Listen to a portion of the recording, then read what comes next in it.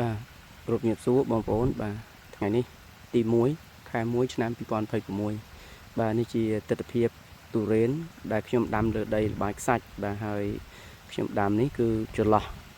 រងនៃការផលិតកូនដំណាំបាទអញ្ចឹងអ្វីដែលខ្ញុំចង់ចែកម្លែកជូនបងប្អូនថ្ងៃនេះចង់បង្ហាញអំពីការប្រើប្រាស់ជី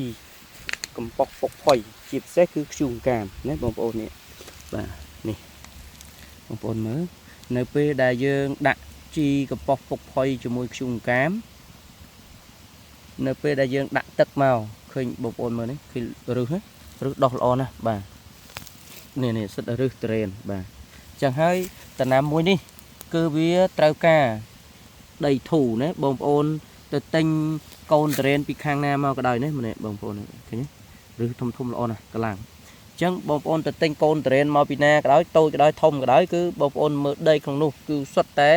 ត្រូវបានគេលាយណាត្រូវបានគេលាយអញ្ចឹងហើយដើម្បីដាំត្រេនឲ្យល្អប្រសើរដាច់ខាតត្រូវតែរក្សាទម្រង់ដីនឹងឲ្យផុសផុលឲ្យដីនឹងធូរហើយមិនឲ្យលីងមើលទេបាទបើខ្ញុំមានទុកស្មៅខ្លះអញ្ចឹងណាបងប្អូនបាទទុកស្មៅអញ្ចឹងពីព្រោះទុកស្មៅនេះគឺវាកាត់បន្ថយបញ្ហាប្រឈមដល់ប្រព័ន្ធឫសបានច្រើនហើយបើសិនតែស្មៅវែងទៅយើងកាត់ស្មៅចេញទៅប៉ុន្តែមិនឲ្យជំរះទេហើយចំពោះធ្យូងកាម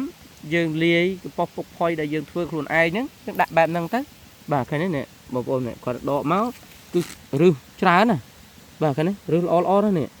សិតតែរឹសត្រេនបាទណាដកមកគឺសិតរឹសនេះបងប្អូនណាបាទអញ្ចឹងកត្តាសំខាន់ណាស់ចឹងទេដើម្បីកាត់បន្ថយចំណាយក៏ដូចជាដើម្បីរក្សាបាននៅសុខភាពដីក៏ដូចជាសុខភាពដើមដងនៃដំណាំទុរេនមួយនេះគឺបងប្អូនដាច់ខាតត្រូវតែធ្វើកំប៉ុស្តពុកផុយដោយខ្លួនឯងជាពិសេសខ្ញុំលើកទឹកចិត្តឲ្យបងប្អូនរកធ្យូងកាមឬក៏ដុតធ្យូងកាមហើយបើសិនជាបងប្អូនមិនដឹងថាត្រូវធ្វើយ៉ាងម៉េចទេបងប្អូនអាចសួរនាំបានតាមរយៈលេខទូរស័ព្ទ088 756 9បាទខ្ញុំនឹងបង្ហាញជូនបាទនេះបងប្អូនមើលនេះអញ្ចឹងទុរេនចាំបាច់មូលដ្ឋានវាគឺរឹសជើងក្រោមហ្នឹងបាទដូចក្នុងនេះខ្ញុំដាំវាចន្លោះការផលិតកូនដំណាំអញ្ចឹងហើយទាំងបរិយាកាសក៏យើងបានដាក់ទឹកជាក់បានល្អហើយការដែលយើងរៀបចំដីជាពិសេសគឺការប្រើប្រាស់ធ្យូងកាមមិញហ្នឹងឯងបាទធ្វើឲ្យទុរេនហ្នឹងសុខភាពល្អបងប្អូនណានេះណាបាទអញ្ចឹងអរគុណបងប្អូនបាទ